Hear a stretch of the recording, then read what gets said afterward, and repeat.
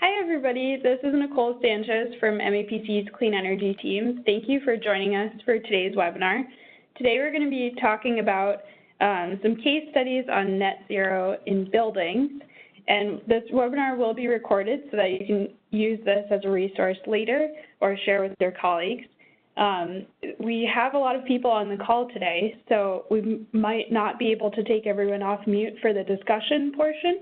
But as we go, if you have any questions or comments, please write them in the Q&A section on the portal for the webinar, and then we'll address those questions and comments during that discussion session at the end. And I apologize for the wrong date on here. We traveled in time a little bit, but we are the 10th. So if you haven't interacted with us, MAPC is the Metropolitan Area Planning Council, and so we're the regional planning council for 101 cities and towns in the greater Boston area. We're currently working on our next long-term regional plan, which is Metro Common, so you'll be hearing from us a lot about that. And then specifically our clean energy team, we work with municipalities in the region on regional energy projects, climate and energy planning, and energy technical assistance. So this webinar is part of our 0 to 101 series, and that's on tools and resources for communities and municipalities that are thinking about pursuing net zero goals. So today I'm going to give a quick refresher on our net zero framework if you haven't tuned in with us for another net zero webinar. Then I'm going to talk about our building case studies on net zero. And so those are what we'll be posting soon to our net zero website.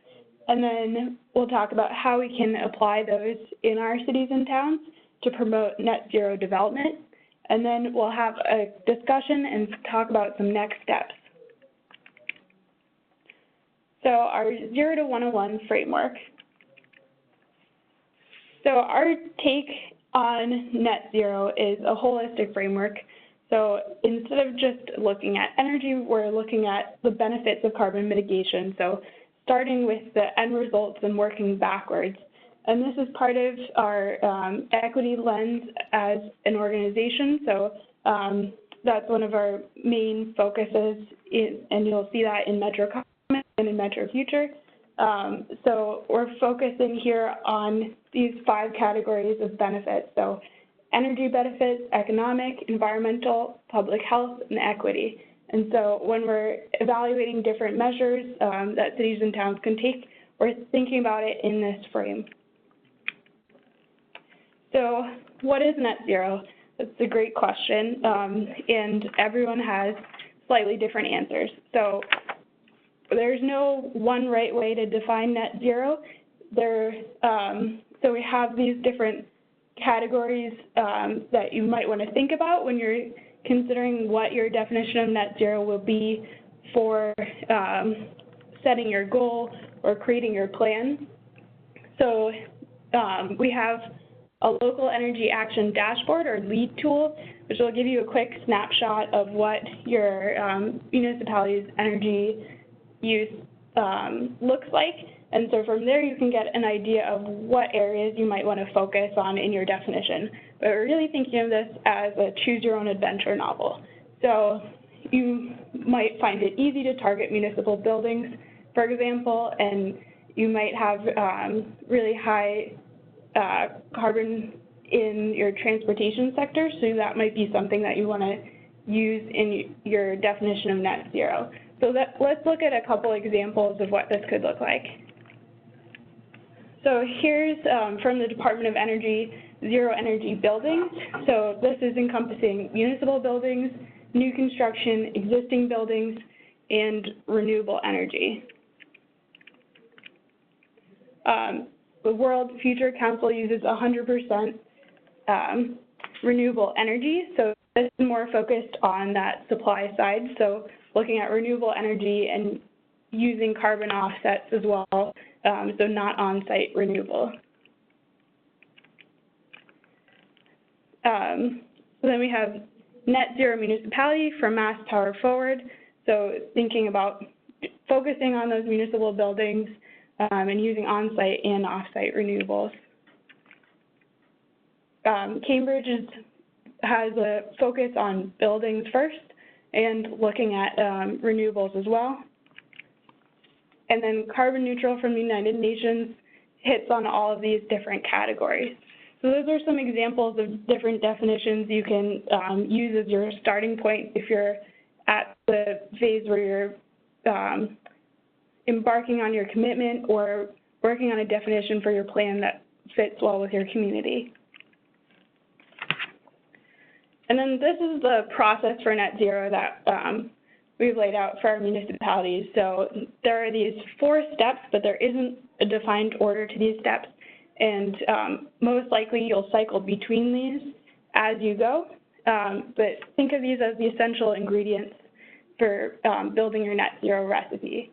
So you want to make sure you have support from your community, so doing community engagement and outreach, pursuing a commitment, so having a shared goal that everyone's working towards, prioritize holistic planning, so thinking about that framework we talked about at the first slide, and then gather necessary information, so figuring out the depth of data that you're going to need to create your plan or commitment and be able to measure your progress towards that goal.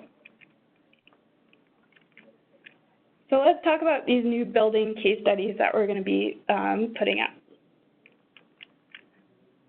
So our first case study is from Greensburg, Kansas. And Kansas is probably not a state that you would think of first when you're thinking of net zero. But this is a really good example of what can happen when you have a full rebuild of a municipality after a disaster.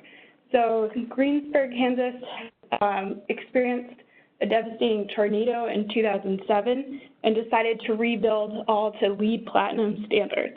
So they really got to work from scratch, especially focusing on their municipal buildings, and put together a Greensburg Greentown master plan to further these energy efficiency measures. So they also got an early start, so we can see some of those results already. They've achieved their goal of 100% renewable energy in 2013, and they've seen 42% energy savings on their from their LEED Platinum requirement for these larger buildings. They also have a supply measure, so they have this fairly large wind farm, and 2/3 of the energy from that wind farm is sold out as RECs because that's excess energy that the community doesn't need. And they don't have state net metering, so they created a net metering ordinance for residential buildings. So our next example is Boulder, Colorado. So this is a good example of what you could do if you were looking at building codes and regulations. They also have an interesting piece of zoning, which is not on this slide, but for solar. So they have solar fence zoning, which is a creative way to think about solar rights between residential buildings. So Boulder has an 80% reduction target by 2050, 100% renewable energy target by 2030, and they have a lot of different tweaks and adjustments and amendments to building codes that they've used to really promote their net zero target. So they have their own net zero building code, which is has a target of getting net zero for new buildings by 2031. They have an energy smart residential program, so for smaller homes, they have this policy for requiring net zero energy. They have an energy efficiency code for rental units, which is really interesting for our region because I think that's one of the hardest pieces to figure out is how to get to multifamily and rental units. And then they have some amendments to the IRC. And then the Boulder Building Performance Ordinance for commercial buildings. and for reporting and benchmarking. And an interesting piece of that is that it requires energy assessments and retro-commissioning every 10 years. Then we have Salt Lake City, Utah. So they have this staggered goal, so 20% reductions by 2020, 50% by 2040, and 80% by 2050. They also have an agreement with the local utility for community electric supply with a 50% reduction in community footprint by 2030, so similar to aggregation, and a 50% renewable energy electricity target as well. So they also have a good example of low and moderate income energy efficiency in a program. So they have a program to help low-income residents make those energy efficient upgrades that are essential to achieving their commitment. And then they've also have some requirements, some LEED requirements for public buildings that have been helpful to reaching that goal. So they've also done traffic light conversion to LED. That's something we see a lot of our municipalities doing as well. So this is an example of a mix of different approaches. And then New York City isn't always a community that we see as something that isn't a community that we always see as directly applicable to all of our cities and towns because it seems very large, but it is a good example of how we can have a multitude of plans that all work together to achieve the same goal. So New York City's targets are to reduce buildings-based emissions by 30% by 2025, and then it's a staggered goal, so it's 80% by 2050. And then public buildings have their own targets, so required to reduce emissions by 35% by 2025. So pushing the requirement for public buildings a little bit higher than the overall requirement. So there are a bunch of different plans in here. So One City Built to Last, which is a 10-year action plan for low carbon buildings by 2025. One New York, a plan for a strong and just city. That's a really interesting program. So it's to train building operators. So really addressing how the buildings are being operated after they're constructed. The retrofit accelerator, so there are a couple of different measures in here for existing buildings and not just new construction, which is also something that's difficult to reach. There's also the NYC Cool Roofs initiative, so focused on different and creative ways to use that roof space for energy efficiency, and then different local codes that are all trying to reach that same goal.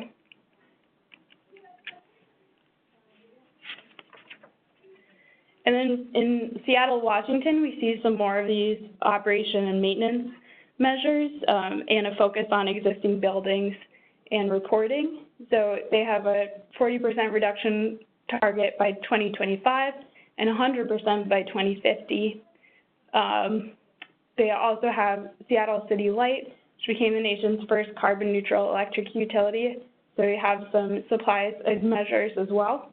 A benchmarking program is for commercial and multifamily buildings to report that performance over time. And then this 2016 Building Tune-Ups Ordinance requires large commercial buildings to identify operations and maintenance energy efficiency measures. They also have an oil heated home conversion program, so that's a really interesting way to approach some of those HVAC emissions. And then expedited permitting for projects with green building certification. So that's a measure that can be implemented in lots of places in Massachusetts as well. They've made use of some zoning incentives and then did a living building pilot program. So it provides an interesting example of a different building standard. And then for Portland, Oregon, their targets are 40% reduction in carbon emissions by 2030 and 80% by 2050. They also have some great benchmarking and reporting requirements, especially for commercial buildings. They've set a slightly larger a larger threshold for those commercial buildings with the reporting requirement, but I think that's more appropriate to the space that Portland operates on, so that does affect a good portion of their larger buildings. And then at the point of sale, they require disclosure of some of this energy performance information for single-family homes. So that's a really interesting way to approach residential emissions. And then they have some utility measures as well. And then one of the other interesting pieces they have is this property fit financing program. So for commercial, multifamily, and industrial buildings, they have this financing assistance to help them invest in energy efficiency and renewable energy. So all of those building case studies we're going to be adding in a longer version to our site, and we also have some local case studies up there. So let's talk about how to take some of these lessons from these case studies and incentivize net zero buildings in our own communities. So I know this is a little bit of a busy slide, but these are some different policy levers and focuses depending on what type of buildings you'd like to target. So the way this is organized is more or less by the ease of approaching these buildings. So as municipalities, the municipal building stock is pretty much within our control for what to set as those targets. We can really implement those a lot more directly than we could residential homes or multifamily or existing buildings. So then we have new development and commercial buildings are already really in touch with municipalities during the development process and the plan review. So there are a lot of opportunities to really reach those buildings as they're being developed. Residential homes, new homes, it's a little bit easier to have those points of contact, but it can be harder to directly influence the energy efficiency of residential homes. So then for strategies for your residences, we see things more like Solarize campaigns or Solarize Plus, heat smart loans, and doing more community engagement and education and outreach. And multifamily and rentals tend to be the hardest to really do that outreach to and use those levers for, because there's a natural disconnect between the owner of the building and residents living in the building, and who's responsible for those measures is a little bit more in a gray area. And then existing buildings can be difficult to reach because the envelope is already established. These buildings might only be coming back to the plan review when they're being retrofitted. So we had some measures in the case studies about measurement over time, and operations and maintenance tend to be a way to address emissions from existing buildings. So under each category, put some focuses as well. So for municipal buildings, we have creating a resolution is a really impactful way to make sure that all municipal buildings moving forward are working towards that target. And we have a lot of ability to put in some HVAC measures, to look at renewables, to really look at the building envelope and weatherization. And municipal buildings can really serve as the leaders in the community to show how these different systems and measures can work in practice. And so schools are good examples of that, because then the educational component really ties in nicely. And those tend to be the biggest energy users in the municipal building stock. So for commercial, we have some more of these development incentives. So looking at zoning, incentive programs through zoning, and requirements through zoning. They're really impacted by the building codes, which we'll talk a little bit about in a second. And then we have these really large buildings where the building envelope makes a big impact.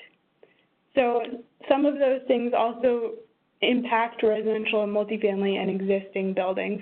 So it's worth thinking about what types of buildings you want to focus on, and then from there, thinking about what you want to pull from these case studies in terms of levers that you could apply for your community.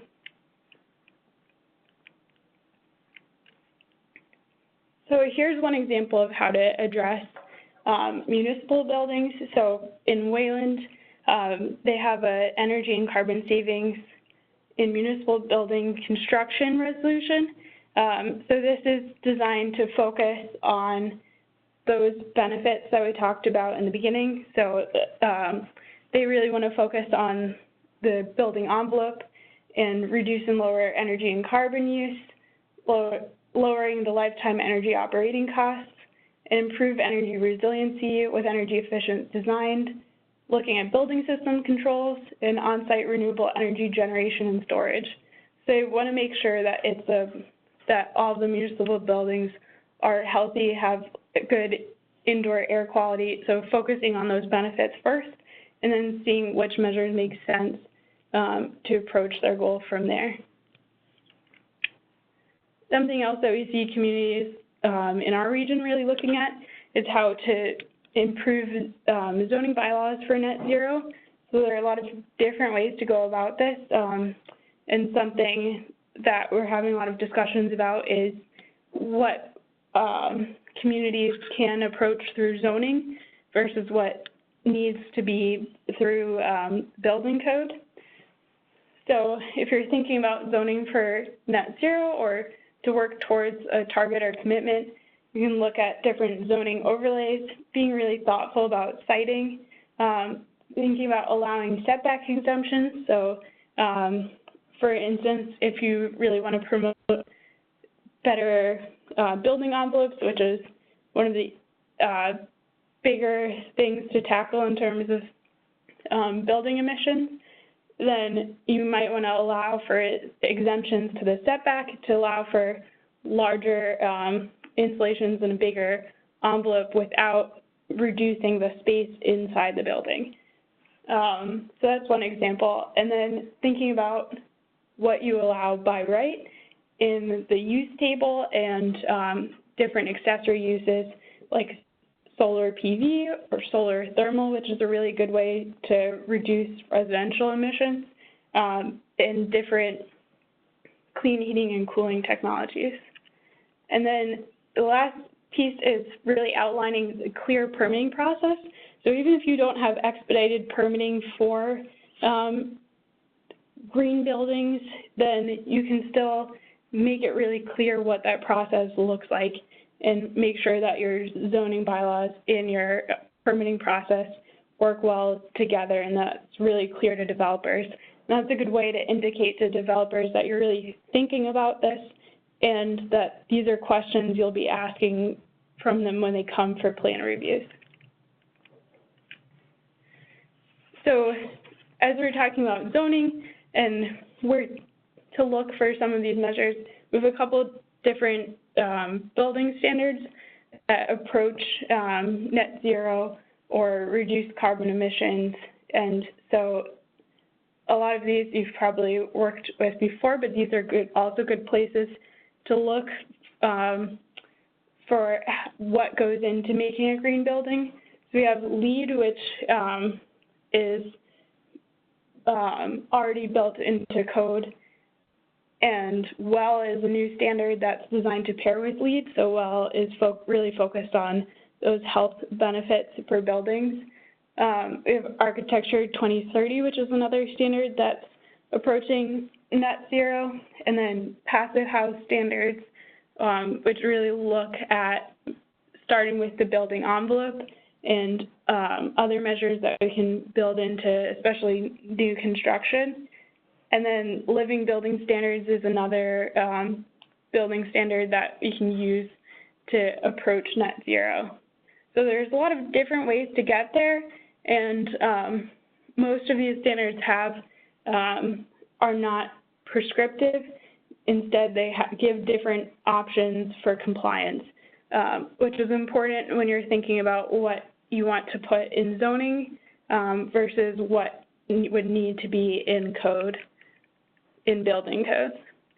So a final way that I want to highlight that you can make a difference for net zero is actually through the building codes. So we're going to have another webinar just focused on this on December 18th.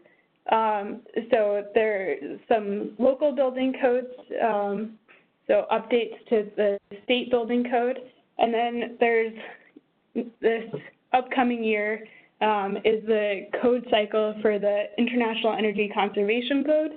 So we're going to highlight some ways that municipalities can get involved and put in their input on those codes that affect so many of the buildings in our communities. So with that, I'm going to move on to the discussion so we can see if we have any questions that people have written in. If you have any questions or topics that you'd like to discuss, again, please write those into the Q&A section on the webinar.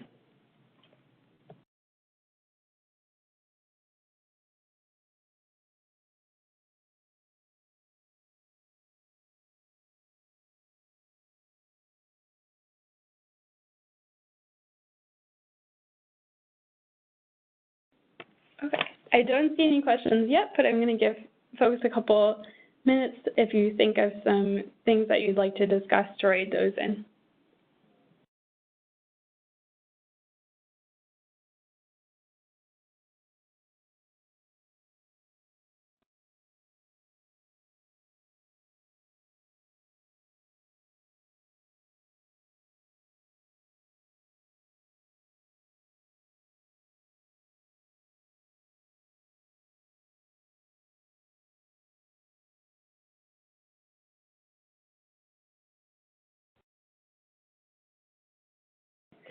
Yeah, so we have a few questions. I can read it. Okay, so Meg's going to read the questions. Hey everyone, this is Meg Aki, also with the MAPC Clean Energy team.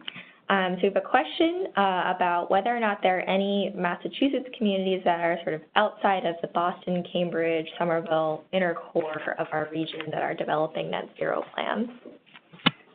Yeah, so we do have lots of communities that are thinking about net zero. Not all of them are at the stage where they're making full plans, but we do have a lot of communities that are making commitments. So in the inner core, but not just Boston, Cambridge, and Somerville, we have the Metro Mayor's Climate Task Force that's created a net zero commitment. And we also have communities outside of that that are looking at these commitments either just for municipal buildings or how they can expand that beyond their municipal policy for their own buildings to the full community. So we see a lot of our cities and towns are looking at LEED as their start to get a quick snapshot and then thinking about how they can get more data to really make a full plan. Great.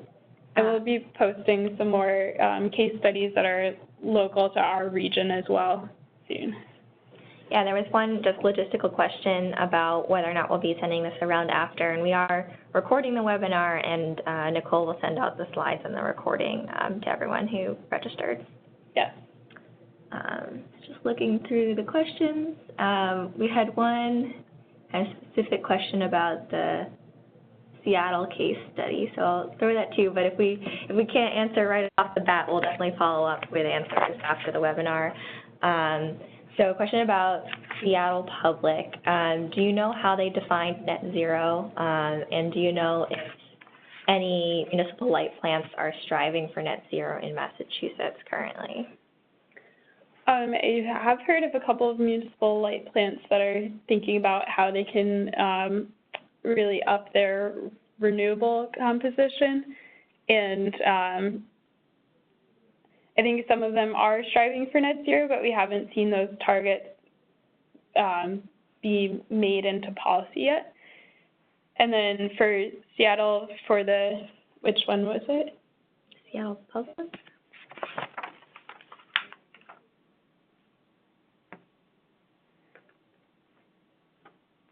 You don't know, you can.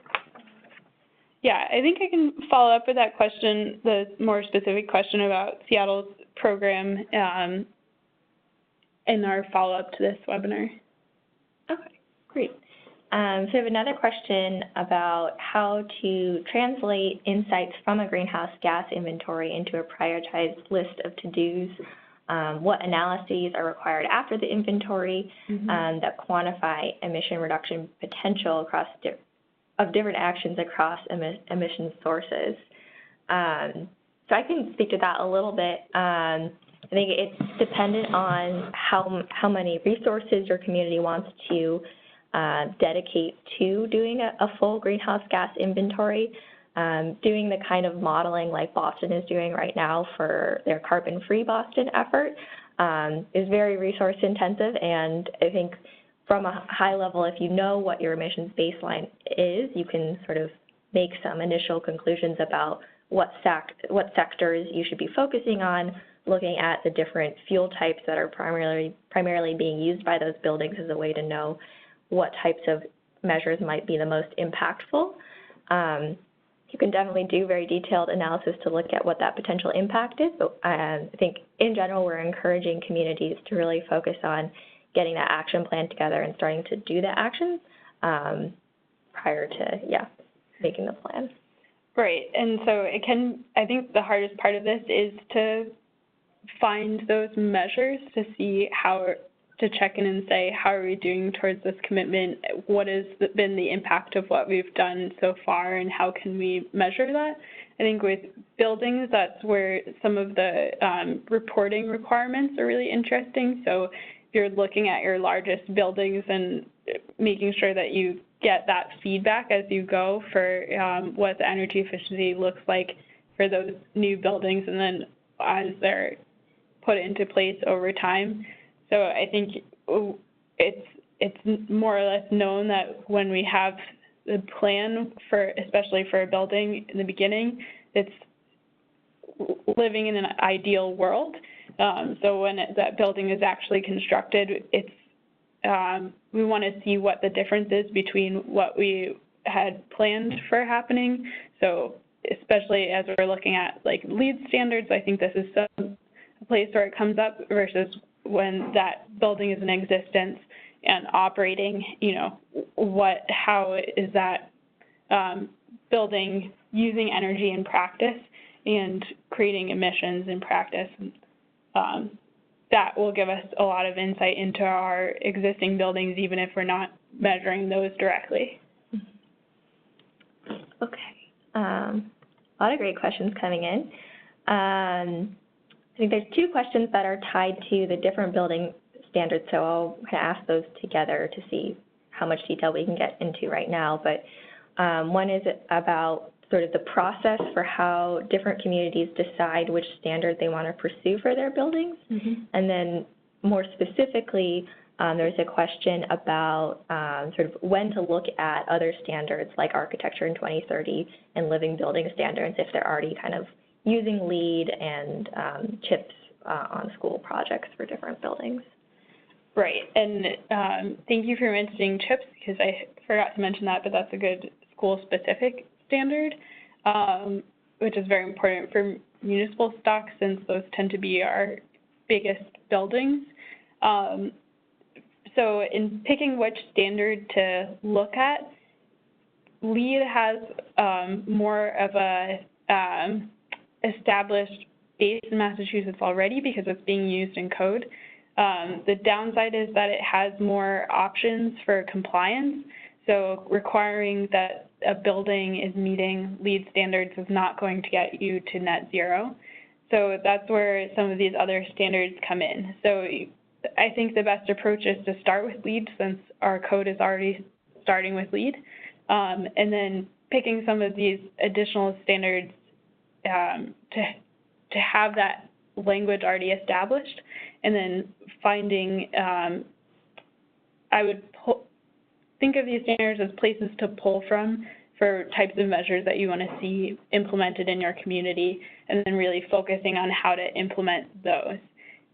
I think that all of these standards have pathways to get to net zero, but they each look a little bit different.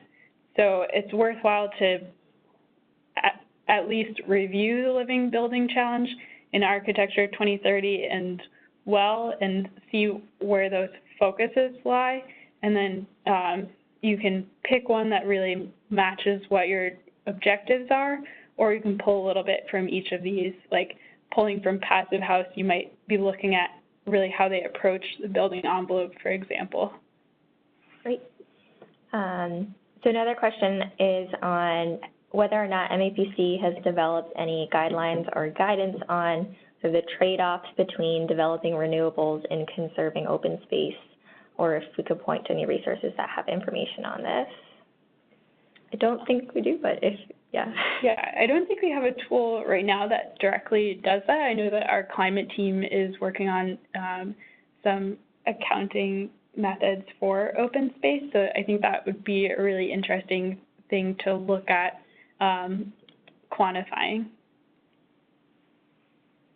And then another question that we haven't been working on yet with municipalities, but I want to talk about it because I think it could be a good topic for future webinars, is that we got a question around sort of with managing all of the greenhouse gas emissions on an ongoing basis. This can generate a lot of data, also in response to things like the building reporting requirements and other types of requirements you might be implementing in your community. They're wondering if other municipalities are setting up internal systems to track that data and how they're doing that. To track the data for how you're doing towards the... Yeah, for the inventory, and then it sounds like also for the building reporting requirements. I think that's probably something that will be good for us to reach out to communities who have implemented some of those and see what systems they're doing. It sounds like it might be a helpful resource for other communities who are thinking about doing that as well. Yeah, because I know that Boston, for example, is taking another look at their reporting process, and they have a form, but it's really more tailored to their plan review.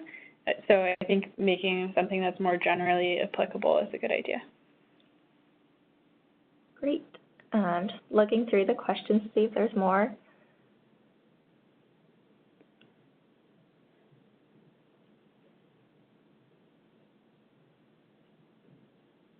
Yeah, and if there's any topic that we haven't covered so far on our 0 to 101 series, if that's something that you'd really like information for or resources on, or our ears are really open to that so that we can target these towards what you need.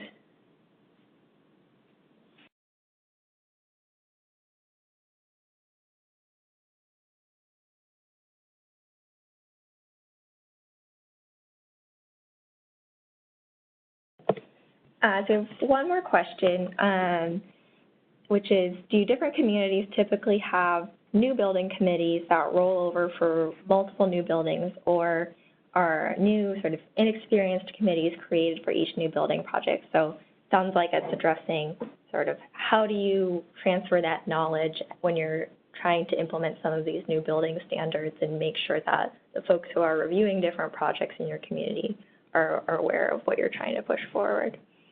Right. So I think most communities have some sort of planning board that's looking at these larger projects and doing a plan review and looking at zoning, and also an inspectional services department that's also looking at a plan review, but more in the framework of is the proposed structure safe?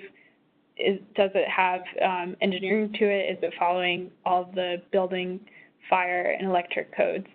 So there are these more or less two components to that review, and there might be some turnover in some of those boards that are looking at different projects. So I think a part of addressing that is being really clear either in your zoning bylaws or creating like document or plan that has what that permitting process is going to look like and what those objectives are. So setting your commitment is really helpful towards that, because then you have a goal that also has buy-in from all of the different municipal departments.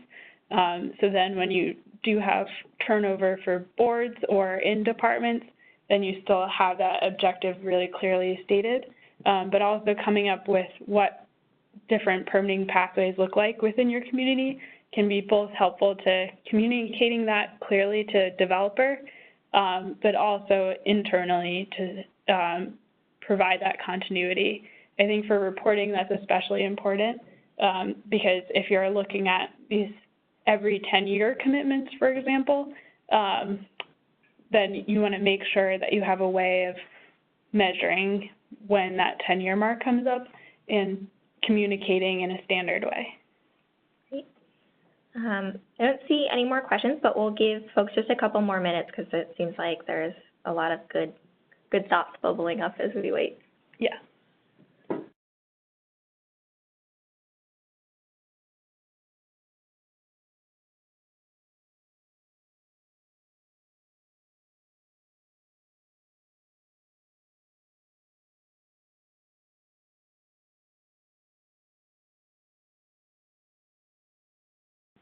Okay, thank you everyone for writing in such great questions. I think if we have more that come up, we can take them offline and follow up in our follow-up emails with the slides.